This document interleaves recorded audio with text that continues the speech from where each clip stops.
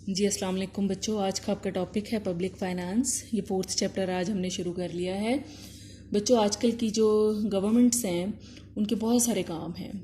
सबसे पहले जो काम है वो है फॉरेन इन्वेजन्स को रोकना, कि बॉर्डर्स के ऊपर इस चीज़ का ख्याल रखना कि कोई दूसरे जो कंट्रीज़ हैं वो हमारे एरिया ऑफ लैंड को टेक ओवर ना कर लें।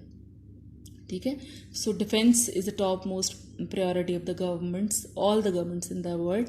उसके बाद है कि विद इन द कंट्री जो है पीस को और लॉ एंड ऑर्डर को मेंटेन करना। ठीक है, जिसके अंदर पुलिस और आपके कोर्ट्स वगैरह के डिपार्टमेंट्स आ जाते हैं। ये सारा भी गवर्नमेंट की जिम्मेदारी होती है। उसके बाद गवर्नमेंट की जिम्मेदारी क्या होती है कि जो लोग हैं उनकी वेलफेयर के काम किए जाएं, और उसमें सबसे ज़्यादा ज़रूरी चीज़ होती है हेल्थ और एजुकेशन के। और उसके बाद फिर है जी इंफ्रास्ट्रक्चर, कि मुल्क के अंदर ट्रेन्स भी हों, रोड्स भी हों, और जो है पोर्ट्स भी बनाई जाएँ, और एयरपोर्ट्स भी बनाए जाएँ, सी पोर्ट्स भी बनाई जाएँ। ठीक है, ये भी गवर्नमेंट्स की जिम्मेदारी होती है। फिर जो गवर्नमेंट की जिम्मेदारी होती है कि जो लोग रह रहे हैं मुल्क के अंदर उनका जो लिविंग स्टैंडर्ड है उसको डे बाय डे इम्प्रूव होना चाहिए। फिर क्या है कि टू अचीव फुल एम्प्लॉयमेंट, कि जी सब लोगों को जॉब्स मिलनी चाहिए और सब लोगों को अपनी कैपेसिटी के मुताबिक जॉब्स मिलनी चाहिए। और फिर ये सारा कुछ होगा कैसे कि इकनॉमिक डेवलपमेंट होगी तो ये सब कुछ होगा। और इकनॉमिक डेवलपमेंट का मतलब ये है कि तमाम जो शोबे हैं, जो तमाम डिपार्टमेंट्स हैं, वो पहले से ज़्यादा इनकम, पहले से ज़्यादा प्रोडक्शन जनरेट करें, जिसमें सबसे पहले आ जाती है agriculture. Agriculture is the top most important. वो क्यों? वो इसलिए कि ना सिर्फ ये किसी भी कंट्री की जो न्यूट्रिशन वैल्यूज़ होती हैं उनको पूरा करती है, बल्कि ये जो इंडस्ट्री के लिए ये जो है बेस भी एग्रीकल्चर ही फ्राहम करता है, चाहे वो रॉ मटेरियल फॉर्म में हो या वो उनकी इंडस्ट्री की कंज्यूमर परचेज़ की सूरत में हो। ठीक है। फिर हुकूमतों की ज़िम्मेदारी है कि वो ट्रेड को भी प्रमोट करें। हुकूमतों की ज़िम्मेदारी है कि वो बैंकिंग के सिस्टम को भी ऑर्गेनाइज़ करें। तो ये सारे जो काम ये है मौजूदा दौर के अंदर बच्चों, ये हुकूमतों की ज़िम्मेदारियां हैं और उनको ये सारे के सारे काम करने होते हैं। इस सब के लिए पैसे चाहिए। पैसे वो कहाँ से हासिल करती हैं? वो टैक्सेस से पैसा इकट्ठा करती हैं। ठीक है, या फिर डेफिसिट फाइनेंसिंग कर लेती हैं। डेफिसिट फाइनेंसिंग होती है कि मतलब सबसे पहले तो सबसे अच्छा सोर्स क्या होता है कि टैक्सेस से वो अपनी इनकम जनरेट करें। जब टैक्सेस से वो अपनी इनकम जनरेट नहीं कर पाती तो फिर वो डेफिसिट फाइनेंसिंग का सहारा लेती हैं। डेफिसिट फाइनेंसिंग क्या होती है? तमवील खासिर इसको उर्दू में कहते हैं, और जिसका मतलब है कि बगैर किसी गारंटी के नोट छाप लेना। अच्छा, जब डेफिसिट फाइनेंसिंग से भी उनके रिसोर्सेज पूरे नहीं होते तो फिर वो बोरिंग करती हैं। बोरिंग के अंदर पहले वो मुल्क के अंदर लोगों से कर्जे लेती हैं, जब उधर से भी नहीं वो काम कर पाती तो फिर वो दूसरे मुल्कों से कर्जे लेती हैं। सो ये जो आपका पब्लिक फाइनेंस का चैप्टर है, it will be all about the expenditure and income of the government. ठीक है, it is the study of income and expenses of an economy. ठीक है, बिल्कुल इसी तरह से जैसे आप अपना पर्स मैनेज करते हैं। ठीक है, हम फर्ज करते हैं कि you are a salary person, और आप फर्स्ट को आपकी सैलरी आती है तो और फिर अगली फर्स्ट को आपकी सैलरी आती है, तो पूरे जो 30 दिन है आप अपने पर्स को मैनेज करते हैं, अपने इनकम और एक्सपेंसेस को मैनेज करते हैं। तो इसी तरह से हुकूमतों ने भी अपने इनकम और एक्सपेंसेस को मैनेज करना होता है, और जो हुकूमतों के तमाम तर ये मैनेजमेंट है that is called public finance. ठीक है।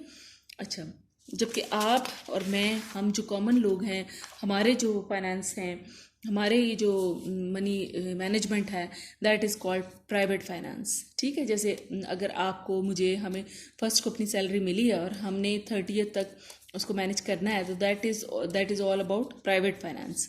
और गवर्नमेंट जो है उसको जब भी इनकम मिली है और उसके जो भी एक्सपेंसेस है उसने उनको मैनेज करना है, that is the public finance. अच्छा बच्चों, पब्लिक फाइनेंस और प्राइवेट फाइनेंस में कुछ सिमिलैरिटीज़ हैं और कुछ इसमें डिफरेंसेस हैं। जो कॉमन बात है प्राइवेट फाइनेंस और पब्लिक फाइनेंस में, कि दोनों का एक ही मकसद है कि वो क्या करें कि वो जो भी उनके पास अवेलेबल रिसोर्सेज हैं वो उन रिसोर्सेज के अंदर रहते हुए उनको इस तरीके से रिसोर्सेज को इस्तेमाल करें कि वेलफेयर, बेनिफिट और प्रॉफिट मैक्सिमम हो। ठीक है, कि अपने जो अवेलेबल रिसोर्सेज हैं उनको इस तरह से इस्तेमाल किया जाए कि ज़्यादा से ज़्यादा लोगों को फ़ायदा मिले और ज़्यादा से ज़्यादा लोगों की वेलफेयर हो, और ज़्यादा से ज़्यादा जो एंटरप्रेन्योर या जो भी डिपार्टमेंट्स हैं वो प्रॉफिट अर्न करें। ठीक है, सो ये हैं common features of the public finance and the private finance, जबकि डिफरेंसेस बहुत सारे हैं। डिफरेंस सबसे पहले क्या है, अर्निंग एंड स्पेंडिंग प्रोसीजर, कि प्राइवेट फाइनेंस में क्या अर्निंग प्रोसीजर होता है कि हम कोई जॉब करते हैं, कोई कारोबार करते हैं, उसमें अपनी एफ़र्ट लगाते हैं, जब हम अपनी पूरी एफ़र्ट लगा देते हैं फिर हमें पैसे मिलते हैं और फिर उन पैसों को हम प्लान करते हैं कि हम इनको कैसे स्पेंड करेंगे, ठीक है। और हमेशा हम अपनी इनकम के मुताबिक अपनी स्पेंडिंग्स को प्लान करते हैं और कोशिश करते हैं कि हम कुछ ना कुछ बचा भी लें, और अगर हमारी जो है वो एक्सपेंसेस हमारी इनकम से ज़्यादा हों तो हम हर मुमकिन कोशिश करते हैं कि हम अपनी इनकम को बढ़ा सकें, और फिर जैसे ही हमारी इनकम बढ़ जाती है हम अपने एक्सपेंसेस में इजाफा कर देते हैं, और अगर हमारी इनकम गिर जाती है तो हम अपने एक्सपेंसेस में कमी कर देते हैं, ठीक है जी। लेकिन जो गवर्नमेंट होती है, जो पब्लिक फाइनेंस होते हैं, उसमें सूरत हाल बिल्कुल मुख्तलिफ होती है।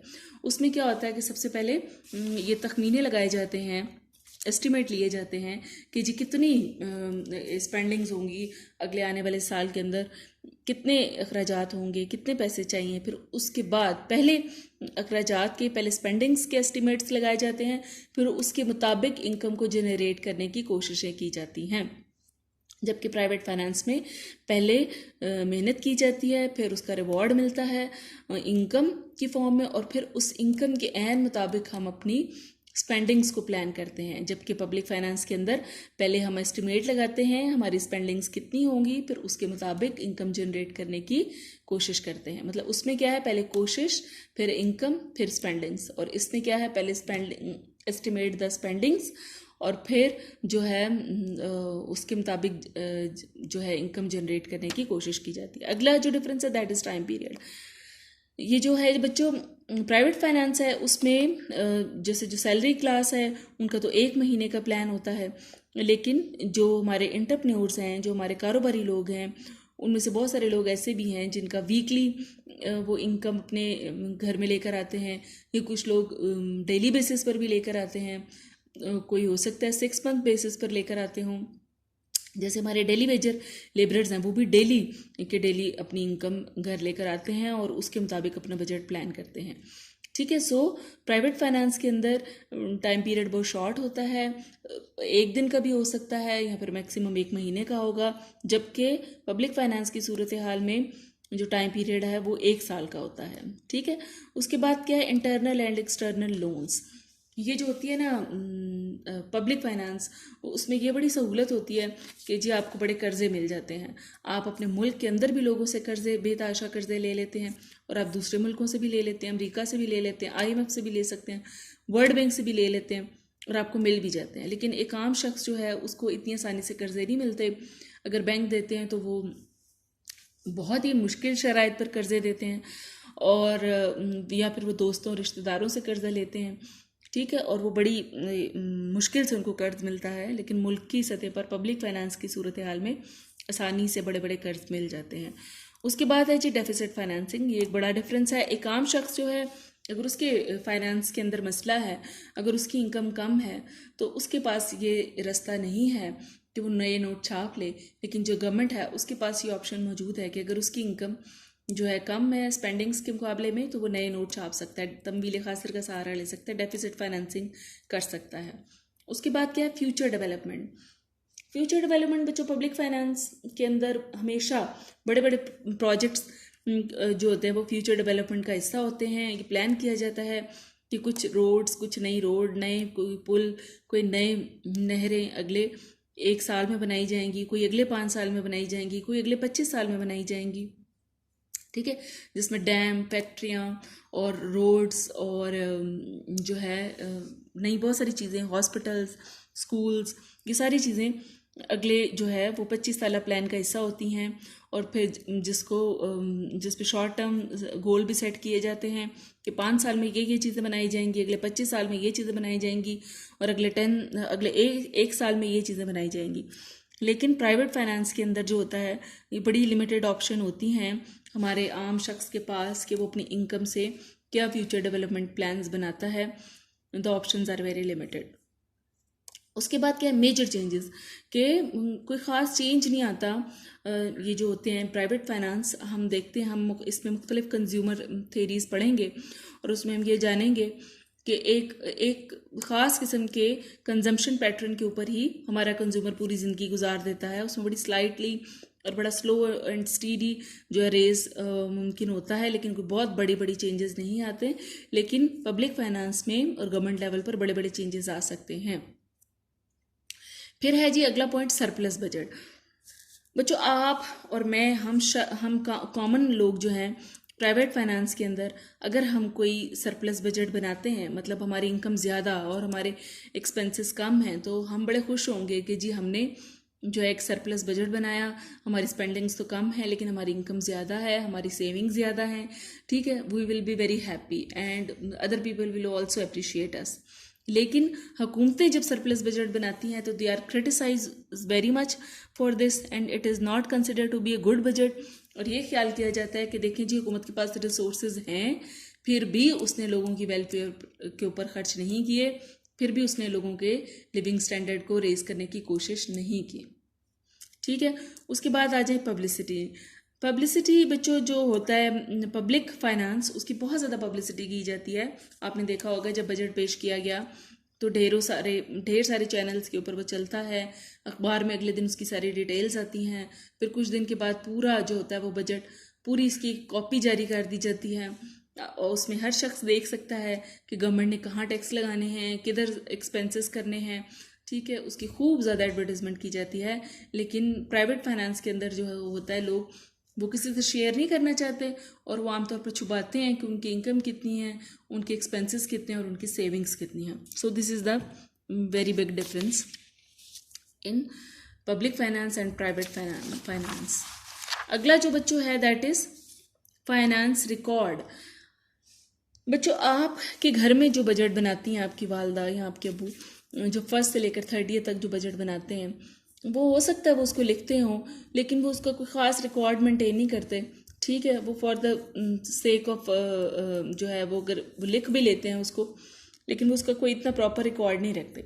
लेकिन गवर्नमेंट जो होती है, गवर्नमेंट के फाइनेंसेस का बड़ा अच्छा रिकॉर्ड मेंटेन किया जा सकता है और अगले पिछले 20 साल के जो इनकम और एक्सपेंसेस या अगले पिछले 30 साल की भी इनकम और एक्सपेंसेस होंगे, उन सब का रिकॉर्ड भी मौजूद होगा, ठीक है। उसके बाद क्या, फॉरेन असिस्टेंस। अगर आपसे अपना बजट मैनेज नहीं हो रहा तो आपको खुद ही कोशिश करनी पड़ेगी, ठीक है, कि आपने इसको कैसे मैनेज करना है। लेकिन हमारी जो गवर्नमेंट्स हैं, जब उनसे नहीं अपना बजट बन पाता, ठीक है, उनको कोई मसला होता है इनकम में, एक्सपेंसेस में, वो बाहर से स्पेशलिस्ट को हायर कर लेते हैं जो उनको अच्छे और मुफीद मशवरे देते हैं कि आप क्या करें कि आप एक बैलेंस्ड तरीके से अपने फाइनेंसेस को मैनेज कर सकें, ठीक है बच्चों। ये आपका टॉपिक हो गया ख़त्म। Thank you.